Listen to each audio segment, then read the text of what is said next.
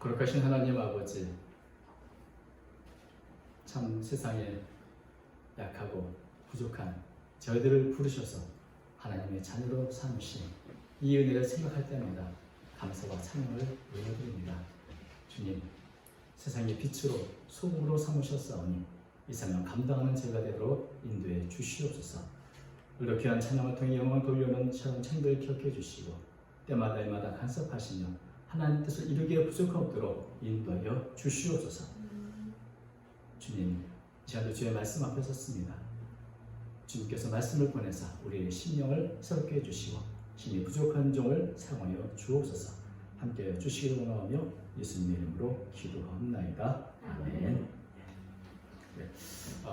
중국에 제가 오랫동안 있었죠. 근데 그곳에 이 우리나라에서는 별로 좋아하지 않는 인물 모태똥, 마오쩌둥이 있는데 그 마오쩌둥은 중국에서 거의 신것 같죠.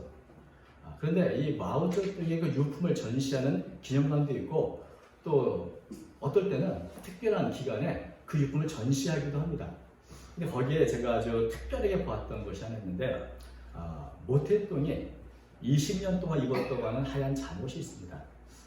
근데 그 잠옷을 보면 73번을 기웠다고 합니다. 거의 누더기죠. 그 누더기 잠옷을 이렇게 전시하고 그것을 바라보면서 사람들이 감탄합니다. 야, 우리 마오주씨가 이렇게 검소하게 살았구나. 이러면서 여러분, 이 누더기 잠옷을 자랑할 수 있는 사람 누가 있겠습니까? 여러분 잠옷은 어떠신지 모르겠는데 73번이나 기웠던 잠옷이라면 오히려 부끄러워할 그런 잠옷 같지만 그것이 자랑거리가 아닌데 왜 그렇습니까? 왜냐하면 마오쩌둥은 승리자이기 때문에 그렇습니다. 이긴 사람, 존경하는 인물. 그렇기 때문에 어쩌면 수치스럽게 느껴질 것 같은 잠옷이 오히려 전리품처럼 또 승리의 어떤 상징처럼 여겨지게 되는 것이죠. 이런 생각을 하게 봅니다. 승리한 사람은 비참했던 과거를 자랑하고 패배한 사람은 찬란했던 과거를 자랑하는 겁니다. 동의하십니까? 네. 네. 오늘 시편 56편은 사실 다윗에게는 가장 비참했던 그런 시기에 쓴 것이라고 했었습니다. 시편 56편의 위에 보면 표제가 있는데 작은 글씨로 이렇게 써 있습니다. 다윗의 미담시고 인도절 따라 요낫 에렌 르호긴에 마친 노래. 다윗이 가드에서 블레셋인에게 잡힌 때. 이 시의 앞의 구절은 우리가 특별히 말아도 그만 뭐라도 그만이지만 한 가지 이 시를 쓴 배경이 뭔가 여기에서 다윗이 어디에서 가드에서 블레셋인에게 잡힐 때 이 시가 쓰였다 이렇게 말하고 있는 것이죠. 다윗은 우리가 잘 아는 것처럼 참 사무엘에게 기름 부음을 받았지만 자신의 장인이기도 한 사울에게 시기함을 받아서 쫓겨다니는 그런 삶, 도망자의 삶을 살았습니다. 피하다 이젠 정말 이제 사울 왕을 피할 수 없겠다 싶을 때 다윗은 그 두려움 속에서 블레셋의 가드왕 아기스에게로 망명하기로 결정합니다. 그래서 이제 다윗은 블레셋 아기스에게 그 가드로 가게 됐는데 그 아기스의 신하들이 다윗을 보자마자 즉시 알아봤습니다. 사무엘상 그 얘기가 이렇게 있습니다. 21장 11절에 보면 아기스의 신하들이 아기스에 말하되 이는 그 땅의 왕 다윗이 아니니까 무리가 춤추며 이 사람의 일을 노래하기를 사울이 죽인 자는 천천히요 다윗은 만만이로다 하지 아니하였나이까 한 자야. 그러니까 이 블레셋 가데 사람들이 알고 있죠. 그때 사울이 죽인 자는 천천히요 다윗은 만만이라고 했던 그 다다입니까? 근데 여러분 이스라엘 백성들 왜 이런 노래를 불렀습니까? 골리앗을 죽였기 때문에 그렇습니다. 거인 골리앗을 죽였기 때문에 그런데 골리앗의 고향이 가드입니다. 지금 이 노래를 부르는 모습을 보면서 다윗에 대해서 어떤 마음을 품을까요? 그때 그 다윗이 왔구나 이렇게 생각을 한 것이죠. 사실 이 다윗은 어쩌면 피해도 정말 이런 곳에 왔는지 어떻게 보면 참 그야말로 가장 어리석은 선택을 한 것이죠. 피할 곳이 얼마나 많은데 하필이면 자기가 죽였던 골리앗의 고향인 가드 왕 앞에 망명하러 오다니. 여러분 다윗에 대해서 어떤 평가를 내리십니까? 우리가 성경에서 가장 공식적으로 하나님 마음에 맞는 사람이다 하는 게 바로 다윗이죠. 근데 제가 어떤 성경 사전에서 다윗을 한마디로 이렇게 평가하는 것을 봤습니다. 다윗, 사랑스럽지만 늘 현명하지는 않았던 인물. 좀 참 다윗이 늘 현명했던 것은 아닙니다. 또 늘 용감했던 것도 아니죠. 사실 다윗이 늘 현명하지는 않다. 다윗의 생애를 살펴보면 이런 모습들을 보게 되는데 오늘 이 사건도 바로 그 중에 하나가 아닐까 하는 생각을 하게 됩니다. 아예 가지 않았으면 생기지도 않을 일을 겁이 나서 도망쳤다가 스스로 호랑이 굴 속으로 들어간 형편이 된 것이죠. 그래서 다윗은 이 가드왕 앞에서 결국 어떻게 합니까? 도망치기 위해서 잘못 왔구나. 도망치기 위해서 필사적으로 미친 척을 합니다. 침도 흘리고 이렇게 해서 겨우겨우 위기를 모면해서 도망칠 수가 있었습니다. 어쩌면 다윗이 이 사건을 기억할 때마다 어떻게 할까요? 자다가도 내가 왜 들고 갔는지 모르겠다고 이렇게 자책할 만한 그런 일이고 남들에게 얘기하고 싶지 않은 수치스러운 일이죠. 내가 살아남기 위해서 미친 척을 했다. 이런 것을 참 잘하고 싶지는 않았을 것입니다. 그런데 바로 이 사건을 배경으로 다윗은 두 편의 시편을 썼습니다. 하나는 34편 그리고 또 하나가 바로 오늘 본문인 56편입니다. 가장 비참하고 가장 수치스러운 이 사건이 거꾸로 다윗에게는 자랑거리가 되고 간증이 되고 찬양이 되고 노래가 됐습니다. 왜 그럴까요? 그것은 다윗이 이스라엘의 위대한 왕으로 승리했기 때문이었습니다. 다윗이 그러지 않았다면 이것을 오히려 부끄러워했을 것이죠. 그러나 다윗은 하나님의 말씀대로 이스라엘의 가장 위대한 왕이 되었습니다. 그리고 이 사건은 어떤 면에서는 다윗의 그 진솔함, 다윗의 그 믿음 보여주는 가장 대표적인 또 시편이 되는 것이죠. 이 시편 56편을 가만히 읽어보면 이 가디에 붙잡혔을 때 다윗이 어떤 마음의 변화와 또 어떤 심정인가 하는 것들이 아주 생생하게 잘 묘사되어 있습니다. 1절은 이렇게 시작합니다. 하나님이여 내게 은혜를 베푸소서. 여러분, 다윗은 정말 이 말을 먼저 할 수밖에 없을 겁니다. 하나님, 내가 어리석은 선택으로 여기 왔습니다. 나를 불쌍히 여겨주십시오. 도대체 어떤 기도를 더 해야 됩니까? 내가 실수하고 내가 잘못을 저질러서 이 지경에 왔는데 하나님, 은혜를 베풀어 주십시오. 긍휼히 여겨주옵소서. 나를 불쌍히 여겨주옵소서. 사실 이 기도 자체가 참 훌륭한 기도입니다. 왜냐하면 많은 사람들은 이런 실수하고 또 잘못을 저질 때 자책하고 후회하고 한탄합니다. 그러나 다윗은 이미 이런 벌어졌고 이제 이것을 수습해야 되는데 하나님, 나는 이것을 어떻게 수습해야 할지 그런 지혜도 없고 능력도 없습니다. 제발 저에게 은혜를 베풀어 주십시오. 하나님, 지혜를 주십시오. 하나님, 능력을 주십시오. 하나님, 은혜를 베풀어 주십시오. 은혜란 말이 무슨 뜻입니까? 받을 자격이 없는 사람에게 주시는 선물입니다. 내가 받을 자격은 없지만 하나님, 나를 불쌍히 여기서 은혜를 베풀어 주십시오. 사실 우리가 때때로 이렇게 간절하게 기도할 때는 언제인가? 내가 수습할 수 없는 일을 벌려놨을 때 그때 이런 기도하는 법이죠. 다윗도 그랬습니다. 다윗에게는 참 이것이 얼마나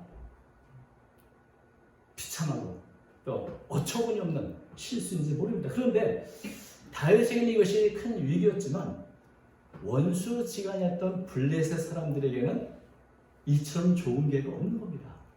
야, 다윗이 제 발로 찾아왔다. 죽으려고 왔구나. 이 기회를 놓치면 안 된다. 어떻게든 이 다윗을 이번에 청해서 골리앗 원수도 갖고 이스라엘을 아예 이렇게 목사를 만들어야 되지 않겠나 이런 마음을 가졌을 것입니다. 그래서 블레셋 사람들은 할 수 있는 대로 모든 방법을 동원해서 다윗을 죽이려고 합니다. 계속해서 보면 이렇게 되어 있죠. 다윗은 이렇게 고백합니다. 사람이 나를 삼키려고 종일 치며 압제하나이다. 내 원수가 종일 나를 삼키려 하면 나를 교라에 치는 자들이 많습니다. 이렇게 말합니다. 참 얼마나 위험한 지경인지. 수많은 사람들이 다윗을 죽이겠다고 종일토록 찾아오고 모함하고 삼키려고, 이 다윗은 삼키란다는 말을 2번이나 이렇게 생각하면서 나를 삼켜먹으려고 지금 이렇게 애들 쓰고 있습니다 라고 고백을 하는 것을 보게 됩니다. 여러분, 정말 호랑이 입 앞에 서 있는 그런 위기에 있는 다윗은 도대체 어떤 마음일까? 이것은 내가 피할 수 없는 위기다.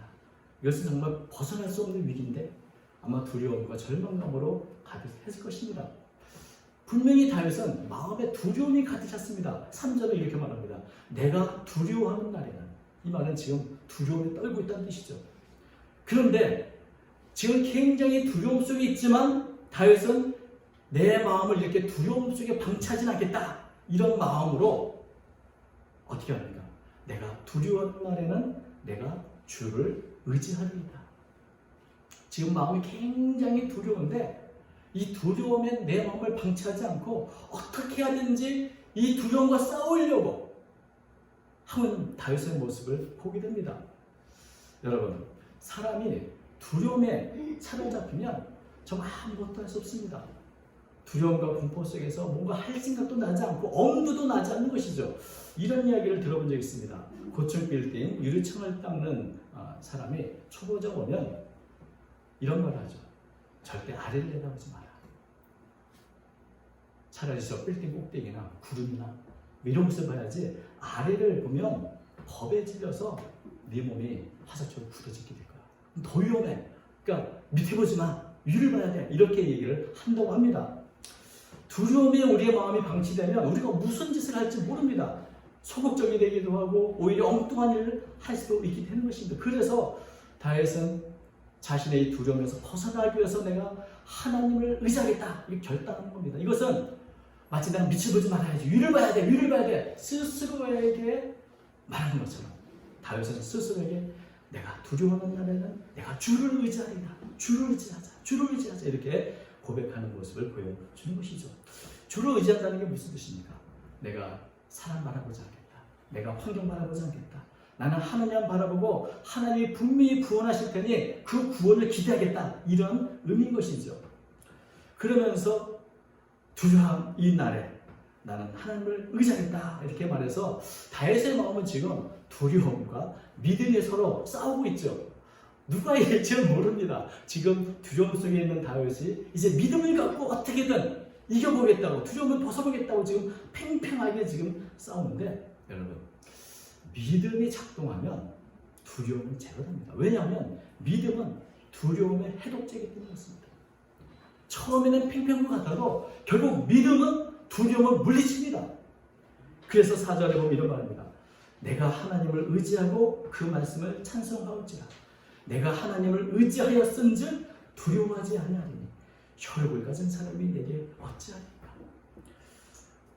하나님을 믿고 바라보면서 계속해서 되뇌는 순간 마음에 자신감, 용기가 생깁니다. 그리고 하나님을 의지한다는 것은 결국 하나님 약속의 말씀을 붙잡는다는 것입니다.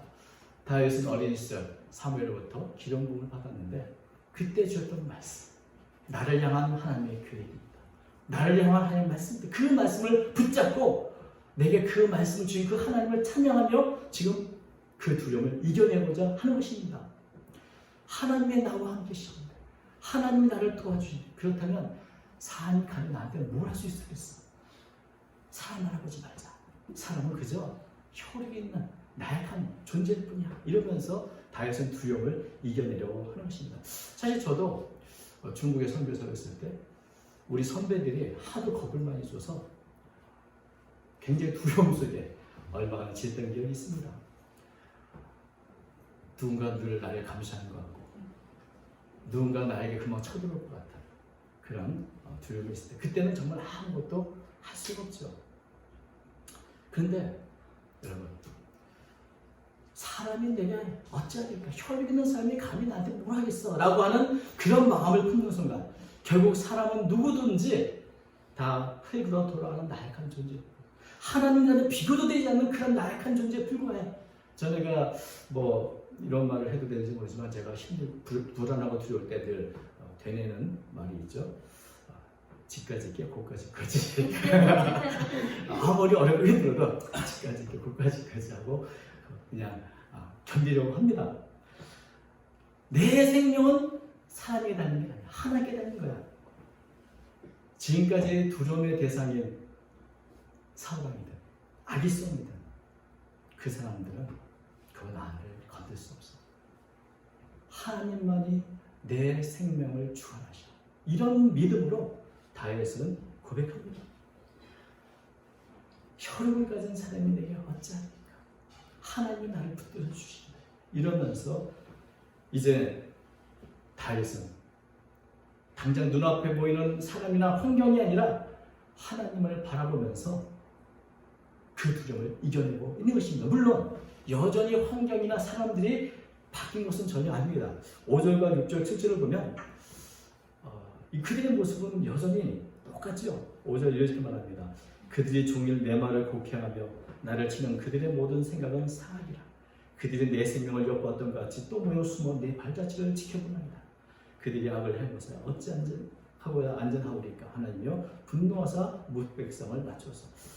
블레셋 사람들은 망명객으로 온 다윗을 무조건 죽일 수는 없습니다. 뭔가 죽일 수 있는 핑계를 찾아야죠. 그래서 면밀하게 다윗을 관찰합니다. 말 한마디 하면 그 말을 곡해하면서 뭔가 자신에게 유리한 흠을 찾으려고 하고, 또 뭘 한가 행동하면 그것을 면밀히 살펴보면서 뭔가 흠이 있나, 그러면서 사악한 다윗을 죽이는 것을 꾸미는 중인 것입니다. 이런 상황에서 다윗은 홀로 그 노출된 상태로 있습니다. 여기서 다윗이 벗어날 수 있는 길이 뭘까요? 그것은 한 가지. 하나님 직접 개입하셔서 그들의 음모, 그들의 사악한 그 계획, 시행되지 않도록 역사해달라고 기도하는 것밖에 없습니다. 그래서 다윗은 기도합니다. 그런데 원수들이 자기를 이렇게 세밀하게 관찰하고 뭔가 흠을 찾으려고 하는 그 모습을 보면서 다윗이 깨달은 것이 있습니다.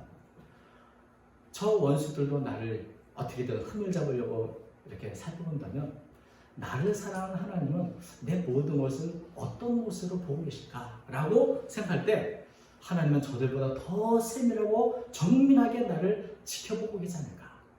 8절은 이렇게 말합니다. 나의 유리함을 주께서 계수하셨사오니 나의 눈물을 주의 병에 담으소서. 이것이 주의 책에 기록되지 아니하니까. 다윗은 자신의 유리함을 하나님이 계수하셨다. 이 계수한다는 말은 우리가 아는 것처럼 세어보고 정확한 숫자를 맞췄다는 것입니다. 그러니까 이 다윗이 유리함, 여기저기 방황하고 도망자고 살아가는 그 모든 발걸음들 하나님은 하나하나 다 세어보시지 않았습니까? 이렇게 억울하게 도망자로 살아가는 삶, 그리고 내가 어리석어서 아기스 왕에 왔던 이 모든 발걸음도 하나님이 알고 계시고 다 세워보시지 않았습니까? 그 말은 하나님은 이미 저 원수들보다 나를 더 속속들이 다 알고 계시지 않습니까? 하는 의미죠. 그리고 더 나아가서 하나님, 내 눈물을 주의 병에 담아주십시오. 왜냐하면 이 눈물이라는 것은 참 상징하는 바가 많습니다. 우리가 어떨 때 눈물을 흘리는가 보면 그 눈물이 어떤 의미인가를 보게 되는데 다윗이 흘렸던 눈물은 어떤 눈물일까? 그것은 기도의 눈물일 것이고 회개의 눈물일 것이고 슬픔과 아픔의 눈물일 것입니다. 눈물은 어떤 면에서는 우리가 다 말로 표현할 수 없는 그 가장 진실된 마음의 표현이기도 합니다. 그런 면에서 하나님, 나의 눈물을 아시지 않습니까? 내 눈물을 그냥 헛되이 버리지 마시고 주님의 가죽 부대에 좀 담아 보관해 주십시오. 내 눈물이 헛되이 버리지 않도록 기억해 주십시오라고 하나님께 기도하는 겁니다. 여기까지 올 때까지 모든 발걸음도 다 하나님 시험해 보셨고, 그렇다면 내가 흘리는 눈물도 알고 계시니 그 눈물 그냥 헛되이 버려버리지 마시고 보관해 주십시오. 기억해 주십시오. 이렇게 다윗은 고백하고 있습니다. 하나님을 의지하는 자를 결코 유명하지 않으시고 하나님의 백성의 고통을 결코 외면하지 않으시고 방치하지 않는 분이 아십니까? 그러면서 다윗은 기도합니다. 9절은 이렇게 말하죠. 내가 아뢰는 날에 내 원수들이 물러가리니 이것으로 하나님이 내 편이심을 내가 아나이다. 이미 다윗은 하나님이 내 발걸음을 다 세우셨다는 것, 내 눈물을 자리에 보관하실 것이라는 것을 알면서 하나님이 내 편을 알고 있습니다. 그런데 내가 기도해서 그 결과로 원수들이 물러가는 그 모습을 볼 때 나는 드디어 하나님이 내 편이시라는 거 확실하잖아 라고 정말 떳떳하게 자랑스럽게 말할 수 있지 않겠습니까? 그러면서 이 구절은 좀 재밌는 것은 3절에는 다윗이 이렇게 시작했습니다. 내가 두려워하는 날이다. 그렇게 시작했던 이 시편이 9절에서는 내가 아뢰는 날이다 이렇게 바뀌었습니다. 다시 말하면 두려움 속에서 하나님을 의지하고 애를 썼더니 그 의지함이 점점점 기도함으로 발전해가는 것이죠. 내가 기도하면 그럼 어떻게 되는가? 원수들이 물러갈 것이다. 왜? 하나님은 내 편이시니까. 하나님은 내 편이시기 때문에 내 기도가 응답 때문에 나는 알고 있습니다. 이런 정말 확신에 찬 기도를 하고 있는 것이죠. 다윗이 잘해서도 아니고 오히려 잘못했지만 지혜롭고 흉흉해서 아니라 오히려 바보같이 어리석었지만 그러나 하나님은 여전히 나의 편이시다. 내 걸음치시고 내 눈물을 기억하시는 하나님 여전히 내 편이시다. 그러므로 내가 기도할 때 그 기도는 응답될 것이고 이로 인해서 하나님이 내 편이시라는 것이 너무나 확증되어 나타날 것이다. 이런 믿음을 갖고 있는 것이죠. 그래서 이제부터는 10절부터 쭉 보면 이제는 다윗은 찬양을 합니다. 10절, 11절 내가 하나님을 의지하여 그 말씀을 찬송하며 여호와를 의지하여 그의 말씀을 찬송합니다.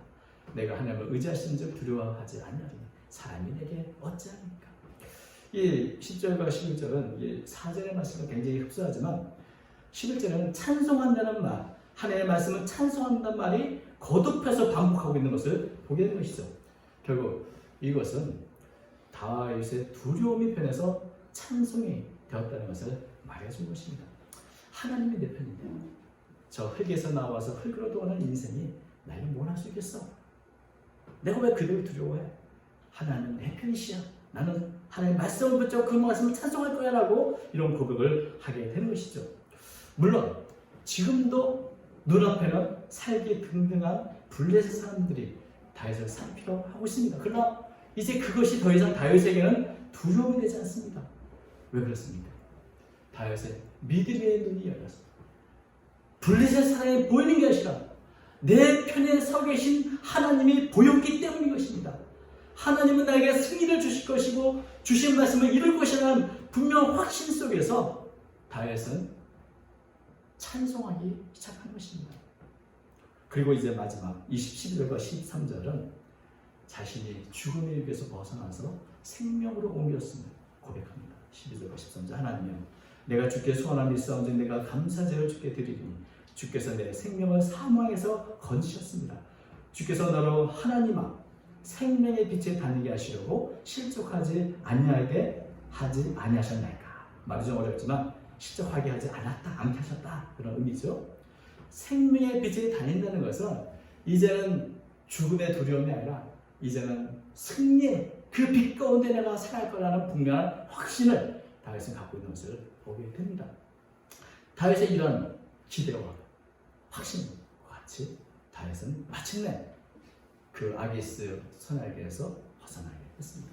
다윗이 이런 환경을 살아가는 것은 단지 미친 척을 잘해가지고 겨우 살아가는 것이 아니고 여러분 다윗이 아무리 미친 척을 잘해도 죽을 수 있습니다. 그런데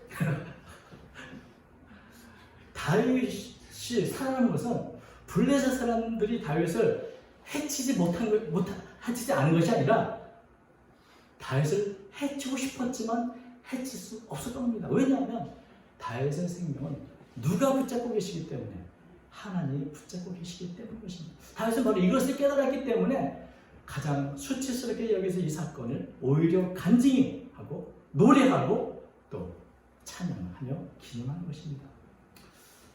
다윗이 살아가는 것은 나를 붙드신 바로 내 편이신 하나님 때문이다. 이것이 바로 다윗의 고백인 것이죠. 주님을 의지함으로 두려움을 극복하게 된 다윗은 다윗의 평생 그는 전쟁터에서 살았는데 전쟁이라는 곳이 얼마나 위험한 곳입니까? 그런데 두려움 없이 전쟁터를 누볐던 비결이 어디 있는가? 사실 56편에 있는 내용과 별로 다르지 않습니다. 한마디로 말하면 하나님을 의지했기 때문이시죠. 시편 18편 29절 이렇게 되어 있습니다. 내가 주를 의뢰하고 적군을 향해 달며 내 하나님을 의지하고 담을 뛰어넘는다. 전쟁터에서 수많은 적들 앞에서 두려움 없이 나가 싸울 수 있는 용기가 어디서 나오는가? 하나님, 내가 주님 의지합니다. 주님은 내 편이십니다. 사람이 내게 뭘 하겠습니까? 사람이 내게 어찌하리까? 이런 고백 속에 나가서 싸웠고 승리할 수 있었던 것입니다. 우리의 삶을 돌아보면 전쟁터와 같습니다. 우리를 두렵게 하는 일이 참 많이 있죠. 여러분들은 가장 두려운 것이 어떤 것입니까? 죽음입니까? 질병입니까? 가난입니까? 실패입니까? 여러 다양한 모습으로 두려움은 우리를 찾아옵니다. 여러분, 시편 56편 같이 내 마음속에 두려움과 믿음이 싸울 때가 있습니다. 가장 중요한 것은 하나님은 언제나 내 편이라는 것을 압니다. 하나님은 내 편이시다. 내가 그것을 압니다. 내가 비록 약하고 부족하고 어리석고 실수도 많고 잘못도 많이 했지만 그러나 하나님은 여전히 내 편이십니다. 내 걸음을 세고 계시고 나의 눈물을 방에 담아 기억하시는 분입니다. 여러분, 그 하나님을 바라볼 때 우리는 두려움에서 벗어날 수 있고 한 걸음 더 용기를 내 전쟁터 같은 이 땅의 삶을 살아갈 수 있게 되는 것입니다. 혹시나 여러 가지 비참함과 참 바닥쳤다고 하는 인생의 어려움을 겪고 있는 분이 계시다면 이것이 찬양의 제목이 되고 간증의 제목이 되고 자랑거리가 될 수 있습니다. 하나님을 바라볼 때, 하나님이 나의 기도를 응답하실 때 다윗이 시편 56편을 지었던 것처럼 더 아름다운 노래와 찬송의 제목을 우리도 부를 수 있게 되는 것입니다. 혈육 있는 사람이 내게 어찌하리까? 두려워하지 마십시오. 하나님을 의지함으로 모든 두려움을 극복하고 주님께 기도함으로 역전의 은혜를 누리시는 저와 여러분 되시기를 주님의 이름으로 축원합니다. 기도하겠습니다. 거룩하신 하나님 아버지, 연약하고 부족한 저희들입니다. 힘 주시옵소서. 사람이나 세상이나 환경을 두려워하지 않게 하시고 오직 하나님을 바라보는 가운데 용기를 갖게 하시고 믿음을 갖게 하시고 한 걸음 더 나아가 승리의 길을 걸어가는 제 모두가 되도록 축복하여 주시옵소서.